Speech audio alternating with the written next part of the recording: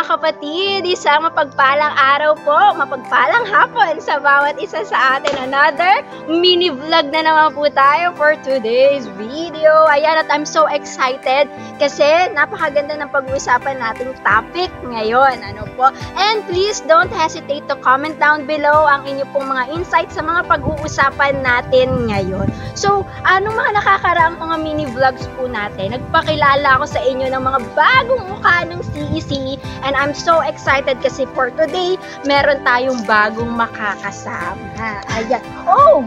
Yes, what happened? Yes, nagigame si ate for today's video. Ayan, mukhang maganda yung nilalaro ni ate. So anyway, ayan, meron tayong bagong makakasama ngayon, si Ate Jenny. Tell us something about yourself, Ate Jenny, before we proceed dun sa ating pag-uusapan for today.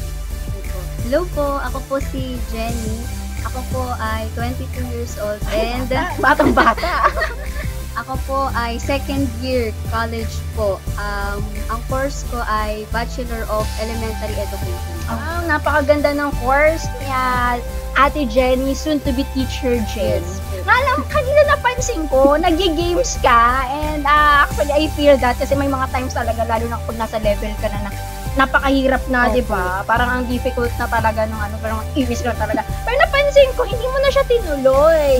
Nag-quit ka na. Is it because bigla kang tadan! Umentra dito? Or is it because nahirapan ka na talagang sinukuan mo na siya? Hindi ka na nag-continue. Opo, nahirapan ako eh. Kasi alam niyo po yun, yung isang level na lang po eh. Pang ilang level ka na ba? 99 na po. Ay, sayang naman! Eh di ulit ka niyan. Yun na nga po. Ayan. Saklap naman, no? Ang sad naman. Bakit mo naman siya sinukuan? Sabay ganun eh, no? Ba't hindi ka nagpatulo? Ba't hindi mo siya kinuntiyo? Ang hirap na po eh. Hindi ko na po kaya. Ay, hindi mo na kaya. Sinuko mo na. Nag-live up na talaga ng bongga.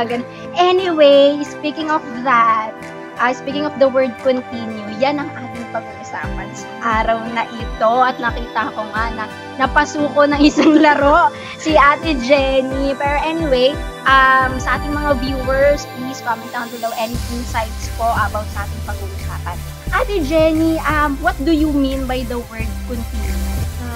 Sa akin po, personally, ang continue ay hope. Parang siyang hope para sa akin. Kasi halimbawa po, meron tayong ginagawa na bagay.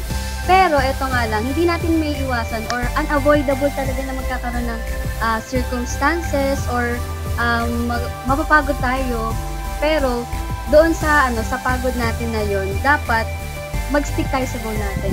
Alamin natin kung bakit tayo nagpapatuloy or ano yung simula, ano yung means natin sa beginning pa lang para ayun ma-get back tayo doon sa kung ano yung sinisimulan natin. So, ang continue po para sa akin is like a hope.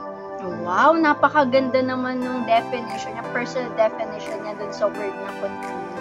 So, dapat kang babalik dun sa reason kung bakit ka nga ba nagpapatuloy. We relate that bilang isang believer ng ating Panginoon, tagapagligtas na si Yesu Cristo, is alam natin kung sino yung hope natin at walang iba kundi ang ating Panginoon, si Jesus Christ. Ano kaya yung reason or bakit kaya merong mga pagkakataon yung mga tao in a certain situation ay nag-give up na lang or parang susuko na at hindi na sila nagpapatuloy o nagpupunta?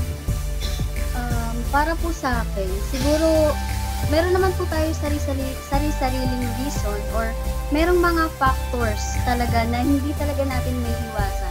For example po, ayun, katulad sa paglalaro ko po kanina, di ba? Nakita niyo naman po na Yung alam, enjoy ka na nung una, di ba? Nakaka-enjoy po talaga maglaro sa una. Pero ayun nga po, kapag nahirapan ka na, pag hindi mo na kaya, kumbaga, na-reach na yung limit mo, ayun, isa rin po yung factor na kapag napuno ka na, doon ka na-stop, hindi na siya nako-continue. Pero ayun nga po, katulad ng sinabi ko po kanina, continue is like a hope. You must go on, push through, talaga, pressing on. Yes, pressing forward. Yes. Ayun. Tama kasi yung goal mo kanina, di ba, mag-100 ka na kaya. Yes. Di ba, malam mo yung na pala yung last level mo, di ba, di panalo ka na, di ba? Yung ganun. So, ikaw ba, Ate Jenny, with that being said, is, can you share something sa amin ng personal experience mo, yung parang sitwasyon sa buhay mo kung saan parang naisip mo na ayoko na, nakakapagod, hindi ko na kaya, tuto na ako, ganyan. And then, ano yung naging realization or reflection mo from that? Kung paano ka ngayon, in this time, ay nagpapatuloy ka? Siguro po yung time na hindi naman siya expelled, pero natanggal ako sa Ganun yung reaction. natanggal po ako sa dati kong school. Ayun, hindi ko na siya in-name drop. Pero sa school na yon, from first year to third year na po ako na High school or college? College po. Oh, really? Okay. Actually, sa bago ko pong school ngayon, ako ay transferee. Ayun. So, eto nga po, ayun. Ayan ang chika. Sabay ka. Ito ang chika. Ito ang chika. So, from my previous school po, ayun, umabot po ako ng 3 years doon hanggang first sem. Then, natanggal po ako doon ng dahil lang sa hindi ko na-maintain ang aking grade. Kasi po, di ba pag public school ka, meron siyang maintaining grade na dapat mong i-maintain. At eto pa po yung maintaining grade po na yun na i-maintain ko ay lumagapak lang ng 0.1.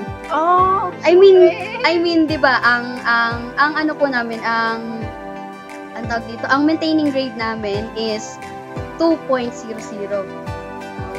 Dos. Ayun. Kaso ang naging grade ko is 1.49. Isa na lang. naku, sad naman nun. Sakit? Mas masakit pa ba sa break up? Hindi naman po. Gano'n. Pero ayun nga po, doon nung time po na yun, syempre, kumbaga para sa akin kasi gusto kong maging teacher, pangarap ko po talaga yun since bata pa lang ako, kasi nga po na-inspire ako sa lola ko dahil siya ay teacher. So ayun, gusto kong maging teacher, and dahil din sa love ko sa mga bata, dahil sila ay napakahalaga sa akin. Mga passion mo. Yes, opo. Then, ayun, kumbaga parang, na-demotivate. Nawalan ako ng motivation doon sa time na yun na, nawala ako sa school na yun. Then, another sem, second sem noon, ayun, nag-stop ako. Nag-stop lang muna ako noon. Then, muna po ako, nag-work. Ayun. Nag-work muna ako sa loob ng, sa loob ng 5 months. 5 months po, di ba, kada semester. So, yun, nag-work muna ako. Then,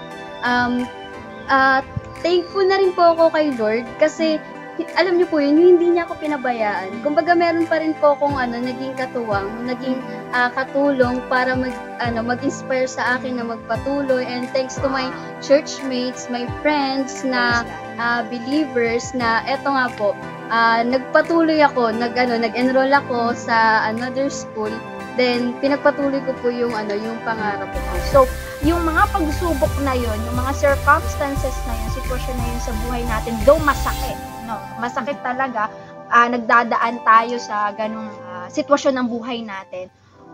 Pero, hinuhubog nito bilang tayo, mga Kristiyano, na ang ating hope ay ang Panginoong Jesus. Hinuhubog nito yung ating pananampalataya. May mga ganong instances parang minsan hindi mo na nga alam, parang susuko ka na lang. But then, kung bakit tayo bilang mga tao, lalong nahihirapan.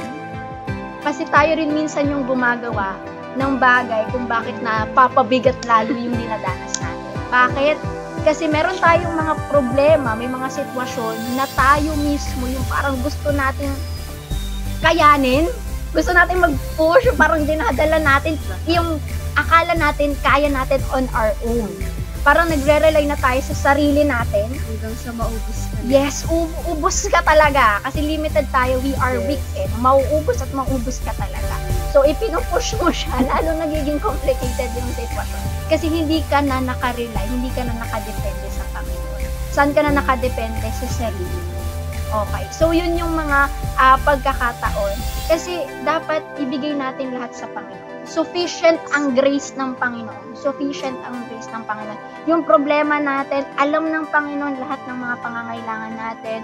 Alam ng Panginoon kung ano yung mga heartbreaks natin. Alam ng Panginoon kung ano yung mga pinagdadaanan natin sa family, sa school, lahat yan. As Lord, help me kung ano yung way para ito ay mapagtagumpayan. Diba? So, kasi siya yung pag-asa natin. Diba? Isa pa is, we do struggle and we're struggling against our flesh. Okay? And sa mga pagkakataon na tayo, we fall, no? Nagkakasala. No? Yung deception ng kaaway na parang kainin ka ng hiya para mas lalong hindi lumapit sa Lord. Diba? Na instead, rather, mas lumapit ka sa Lord. Mas lalo kang humingi sa Kanya ng tulong. Yung repentance, very important yun. So, sabi nga dito, sa 2 Corinthians chapter 3, verse 18, sabi ito, and we all, with unveiled face, beholding the glory of the Lord, are being transformed into the same image from one degree of glory to another. For this comes from the Lord who is the Spirit. Amen. Walang ibang makakapag-enable sa atin na mag-persevere, na mag-continue. Walang iba kundi ang Panginoong Jesucristo. So what is the comfort of this passage? The 2 Corinthians chapter 4 verse 16 to chapter 5 verse 8 represent your life with its struggles with sin and weakness of the flesh. God has guaranteed that you will persevere. No, for He has sealed you with His Spirit. Find comfort. Any additional dun sa pwede natin encourage ang ating mga viewers sa pag-continue nila sa laban ng buhay. Let us have this in ourself, or itatak natin sa sarili na kumbaga magkaroon tayo na acceptance na na hindi natin palaging kaya. May mga moments talaga na manghihina tayo. May mga moments talaga na na katulad nga po na sinabi ni ate is limited tayong tao. But ito yung hope natin, which is our unlimited God. Nandiyan ang Diyos to help us, to save us. Kung tayo man ay nagpe-fail, ayun yung magiging stronghold natin na for us to be to be able again. Ayun, at lahat tayo merong flaws. Lahat tayo meron tayong pagkukulang. Pero yung magbibigay sa iyo or yung magpi-feel sa atin diyan is our Lord Jesus Christ. Amen. So dapat tayo ay magpatuloy lang, no? Hindi tayo may control ng lahat ng bagay ng ating buhay. Walang iba kundi ang Panginoong Jesus lang. Kaya mga kapatid, laban lang, walang susuko. Okay, never give up, di ba? Sabi nga, #never give up, di ba po? Thank you so much for being with us. See you on the next mini vlog. #values education for the next generation. God bless!